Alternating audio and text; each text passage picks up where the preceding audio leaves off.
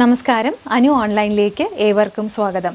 8ാം തരത്തിലെ അടിസ്ഥാന പാഠാവലി ആദ്യത്തെ യൂണിറ്റ് കനിവും കരുതലും. ഈ യൂണിറ്റിലെ 2ാമത്തെ പാഠമാണ് ഇന്നത്തെ ക്ലാസ്. റഷ്യൻ കഥകളിൽ നിന്ന് എടുത്തിട്ടുള്ള ഒരു കഥയാണ് പാഠഭാഗം. പേര് കൊച്ചു ദേവദാരു. ഇനി നമുക്ക് കഥ ആസ്വദിക്കുന്നതിന് മുമ്പായി അനുബന്ധ വാക്യത്തിൻ്റെ പൊരുൾ കൂടി മനസ്സിലാക്കാം. അനുബന്ധവാക്യം: കനിവിനുറവയാം ഭൂമിക്ക് കാവലായി നാം എന്നും ഉണ്ടാവണം, വെട്ടുവാൻ ഓങ്ങിടും കൈകളോടരുതെന്ന് ചൊല്ലുവാൻ ശീലിക്കണം. കനിവിൻ്റെ ഉറവയായ ഭൂമിക്ക് മനുഷ്യനാണ് കാവലാകേണ്ടത്. പ്രകൃതിയെ സംരക്ഷിക്കേണ്ടതിൻ്റെ ആവശ്യകതയും പ്രകൃതി ചൂഷണത്തിൻ്റെ ദോഷവശങ്ങളും നാം മനസ്സിലാക്കേണ്ടതുണ്ട്. പ്രകൃതിയെ നശിപ്പിക്കുന്നവരെ ചെറുത്ത് തോൽപ്പിക്കണം. ഇതാണ് ഈ വരികളിലെ ആശയം. ഇനി നമുക്ക് കൊച്ചു ദേവദാരു എന്ന കഥയിലേക്ക് പോകാം.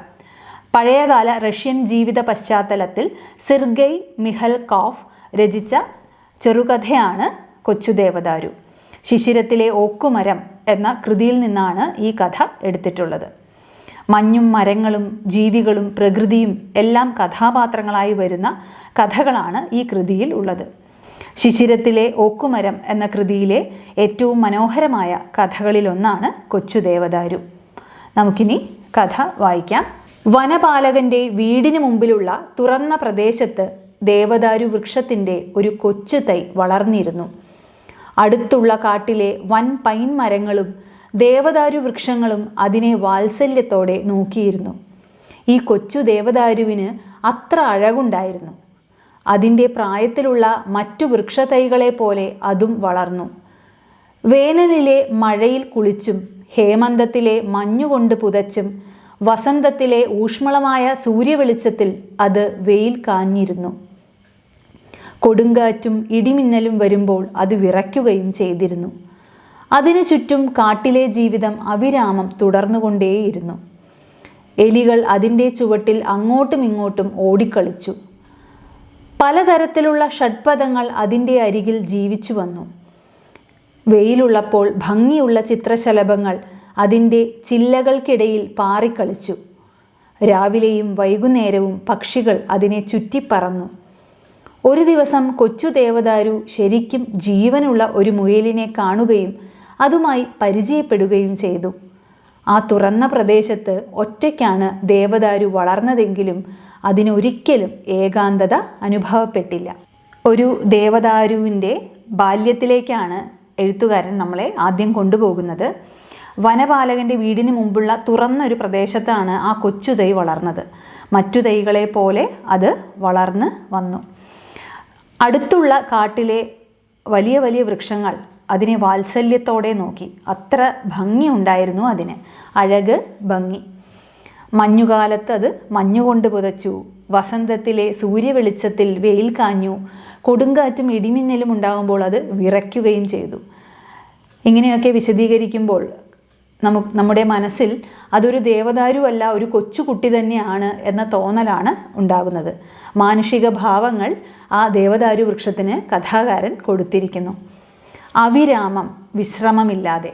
അങ്ങനെ കാട്ടിലെ ജീവിതം വിശ്രമമില്ലാതെ തുടർന്നു കൊണ്ടിരിക്കുന്നു. എന്നാൽ കാട്ടിൽ നിന്ന് അല്പം അകലെയായി തുറന്ന സ്ഥലത്താണ് ഇത് നിൽക്കുന്നത്. അതിനു ചുറ്റും പല ജീവജാലങ്ങളും പാറിക്കളിച്ചു, കൂടുകൂട്ടി, അതിനാശ്രയമായി. ആ കൊച്ചു ദേവദാരുവിന് ചുറ്റും പല പക്ഷിമൃഗാദികൾ ജീവിച്ചു പോന്നു. അവയ്ക്ക് ദേവദാരു ആശ്രയമായി എന്നർത്ഥം. സൗഹൃദത്തിൻ്റെ കരങ്ങൾ ദേവദാരു എല്ലാവരിലേക്കും ഒരുപോലെ നീട്ടി.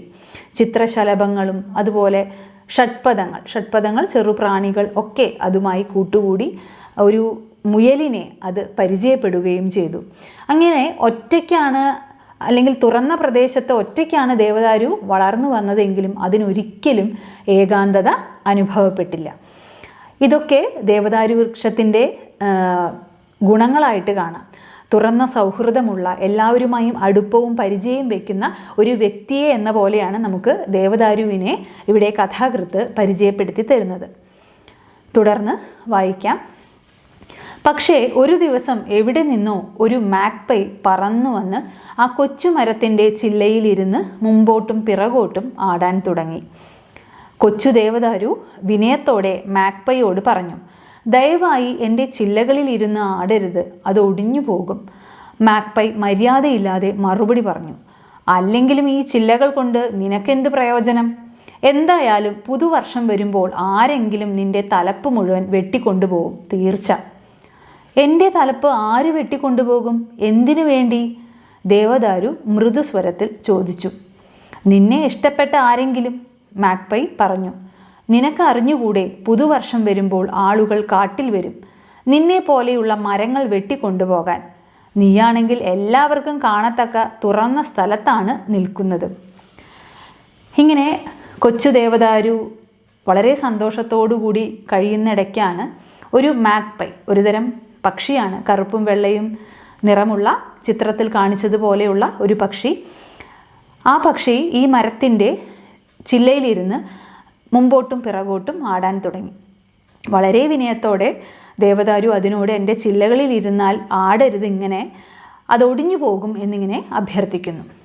പക്ഷേ മാക്പൈ ഒട്ടും മര്യാദയില്ലാതെ പറഞ്ഞു, ഓ, ഈ ചില്ല ഒടിഞ്ഞു പോയാൽ നിനക്കെന്താണ്, അതെന്തായാലും നഷ്ടപ്പെടും എന്ന രീതിയിൽ അത് മറുപടി പറഞ്ഞു. പുതുവർഷം വന്നാൽ ആരെങ്കിലും നിൻ്റെ ഈ തലപ്പ് വെട്ടിക്കൊണ്ടുപോകും.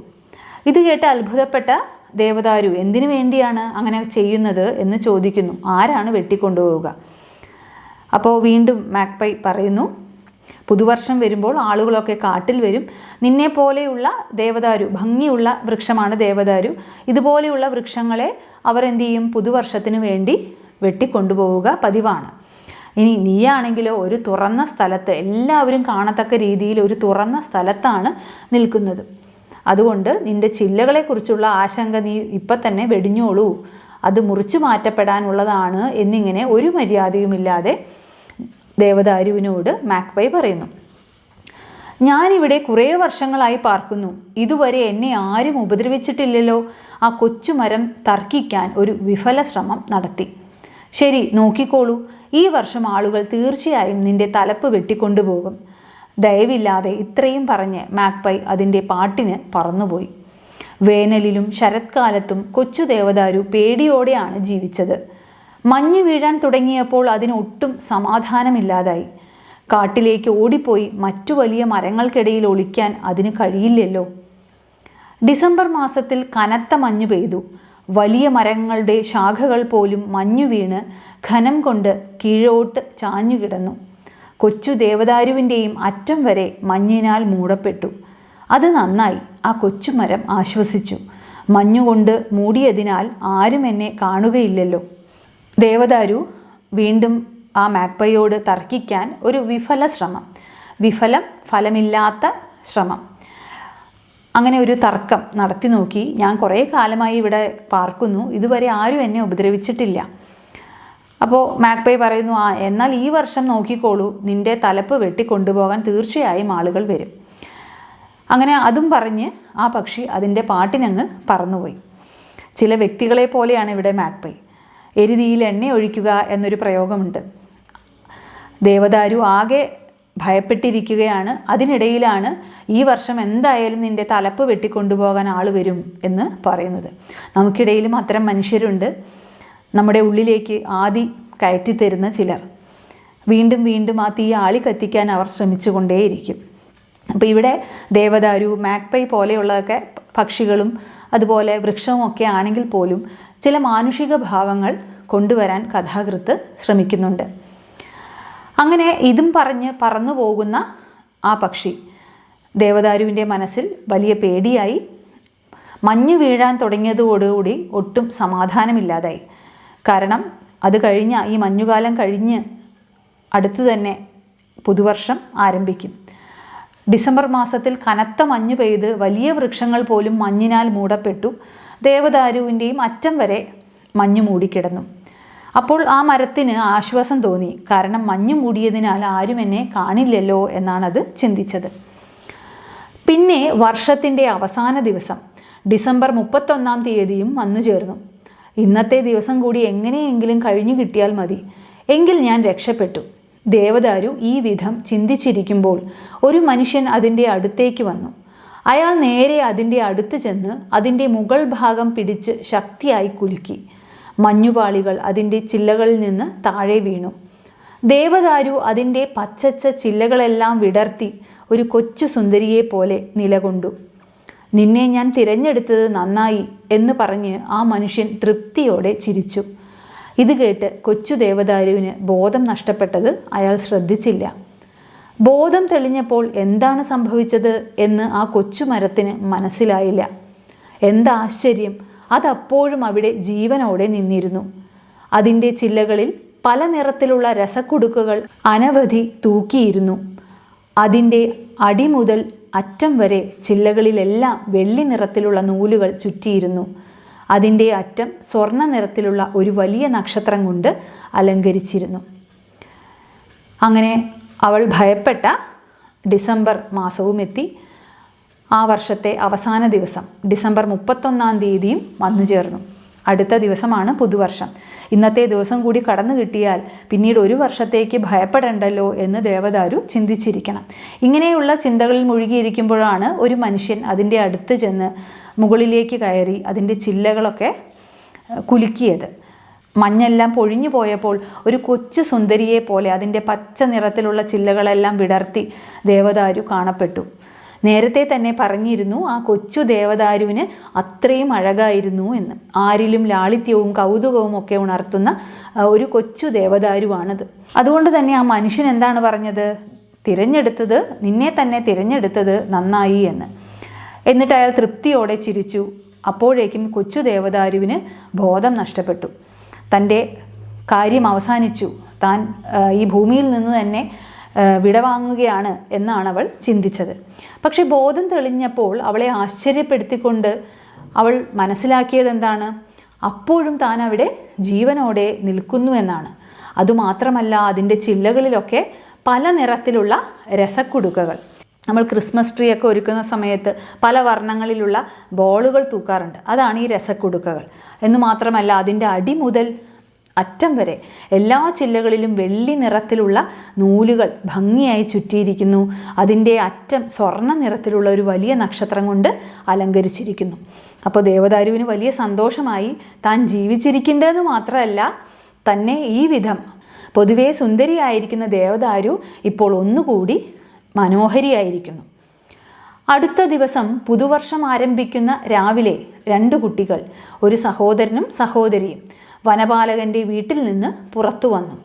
അവർ മഞ്ഞിൽ തെന്നി നടക്കുന്നതിനുള്ള സ്കീ എന്ന ചെരുപ്പ് കാലിൽ ധരിച്ച് ദേവദാരുവിൻ്റെ അടുത്തേക്ക് ഓടി വന്നു. വനപാലകനും അവരെ അനുഗമിച്ചു. അയാൾ അവരുടെ അടുത്ത് എത്തിയപ്പോൾ ആ ആൺകുട്ടി പറഞ്ഞു, പപ്പ, ഈ കൊച്ചു ദേവദാരു മരത്തെ മുറിക്കാതെ നമ്മൾ അതിനെ പുതുവർഷ മരമായി അലങ്കരിച്ചത് എത്ര നന്നായി. നല്ല ആശയം തന്നെ ഇത്. എത്ര മനോഹരമായ കൊച്ചു മരമാണിത്. എല്ലാ പുതുവർഷവും നമ്മൾക്ക് ഈ മരത്തിനെ അലങ്കരിക്കാം. ഇത് സംഭവിച്ചത് ഒരുപാട് വർഷങ്ങൾക്ക് മുമ്പാണ്. ദയാശീലനും മരങ്ങളെ അത്യധികം സ്നേഹിച്ചിരുന്നവനുമായ ആ വനപാലകൻ മരിച്ച് എത്രയോ വർഷങ്ങളായി. അയാളുടെ മക്കൾ വലുതായി പട്ടണത്തിലേക്ക് താമസം മാറ്റിയിരുന്നു. പക്ഷേ പുതിയ വനപാലകൻ്റെ വീട്ടിൻ്റെ മുമ്പിലുള്ള തുറന്ന പ്രദേശത്ത് പൊക്കം കൂടിയ മെലിഞ്ഞ് സുന്ദരിയായ ദേവദാരു മരം നിന്നിരുന്നു. ഓരോ പുതുവർഷത്തിൻ്റെ തലേ ദിവസം വരുമ്പോഴും ആ മരം തൻ്റെ കുട്ടിക്കാലത്തെ പറ്റി ഓർക്കുമായിരുന്നു. പുതുവർഷ ദിനത്തിൽ 2 കുട്ടികൾ, ഒരു സഹോദരനും സഹോദരിയും, അതാരാണ്? വനപാലകൻ്റെ മക്കളാണ്. അവർ മഞ്ഞിൽ തെന്നി നടക്കാൻ ഉപയോഗിക്കുന്ന സ്കീ എന്ന ചെരുപ്പൊക്കെ ധരിച്ച് ഈ വൃക്ഷത്തിൻ്റെ അടുത്തേക്ക് ഓടി വന്നു. വനപാലകനും അവരെ അനുഗമിക്കുക, പിന്തുടരുക. വനപാലകൻ്റെ മക്കളിൽ ഒരാളായ ആൺകുട്ടി പറഞ്ഞ എന്താണ്? അച്ഛാ, നമ്മൾ ഈ ദേവദാരു മരത്തെ മുറിക്കാതെ അതിനെ പുതുവർഷ മരമായി അലങ്കരിച്ചത് വളരെ നന്നായി. നല്ല ആശയമാണ്. എത്ര മനോഹരമായിട്ടുള്ളൊരു കൊച്ചു മരമാണ്. നമുക്ക് എല്ലാ വർഷവും ഈ മരത്തിനെ ഇതുപോലെ അലങ്കരിക്കാം. അപ്പോൾ ഇവിടെ നമ്മൾ മനസ്സിലാക്കേണ്ട വലിയൊരു സന്ദേശമുണ്ട്. വനപാലകൻ എന്നാൽ വനത്തെ പരിപാലിക്കുന്നവനാണ്.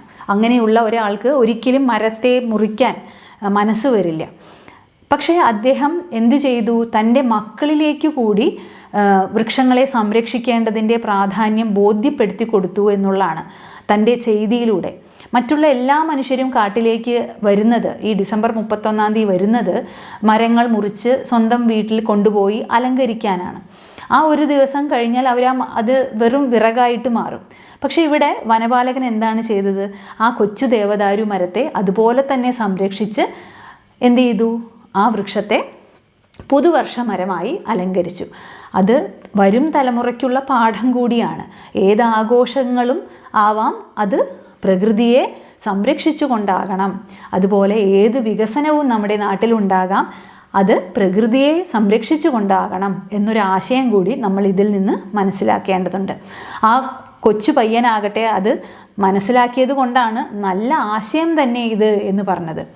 എന്തുകൊണ്ടും മുറിച്ചു മാറ്റിയില്ല തൻ്റെ അച്ഛൻ എന്നല്ല ചോദിച്ചത്, അതുപോലെ തന്നെ നിർത്തിയത് വളരെ ഭംഗിയായി, വളരെ നല്ലൊരു ആശയം എന്നാണ് പറഞ്ഞത്.